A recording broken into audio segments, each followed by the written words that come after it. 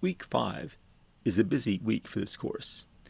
It's not that the activities are particularly difficult, but rather that you have 7 specific things to do. 8 when you include the reading about content gaps.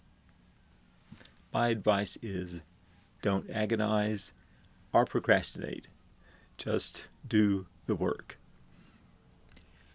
You'll write your Wikipedia blog entry 4 on the topic of content gaps. I imagine that the reality and issue of content gaps are familiar to you, even if that term is new.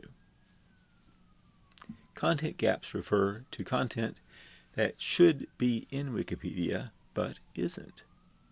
I'll be optimistic and say, but isn't yet. Of course, it's not just a problem in Wikipedia, but we're focused on Wikipedia now.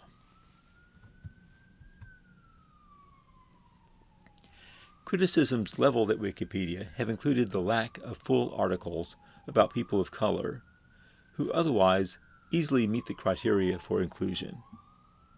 The same concern has been raised about the lack of articles on women, especially women in science. As you can imagine, this is an issue in terms of information about people who are transgender as well.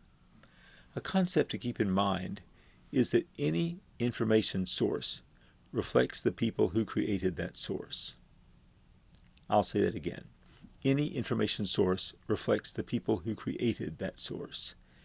The content gaps in Wikipedia are unlikely to be the result of an effort to prohibit articles about a particular person or topic. Rather, the content gaps reflect that the contributors to Wikipedia have been, for the most part, straight white males. And just as systemic racism is enacted and kept in place by lack of awareness by dominant culture, that is, white people, omissions in Wikipedia largely reflect the lack of interest in those topics by contributors to Wikipedia. This is a frustrating situation, and it also is an opportunity and source of motivation. This reality is one reason a number of us in the Wikipedia community know that the world needs a much more inclusive, diverse group of human beings creating Wikipedia. If this is to be an information source for the whole world, the people creating it need to represent the whole world. Several of you are studying health sciences, and we all should be aware of the rules for health topics in Wikipedia. The trainings on drafting, both as an individual and as a group, help you consider how you want to work on your topic in Wikipedia. The trainings on finding and choosing your article guide you in selecting your focus for that work. So that I can support you in successful work with that, I'm requiring you to email me your choice of article or articles.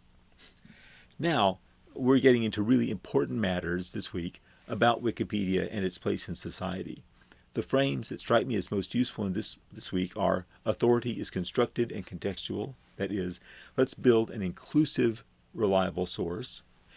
Information has value, that is, we want Wikipedia to be of value to anyone who uses it. Searching as strategic exploration, and research as inquiry. That is, these remind us to be diligent in filling content gaps and not allowing our blind spots to get in the way. Good luck.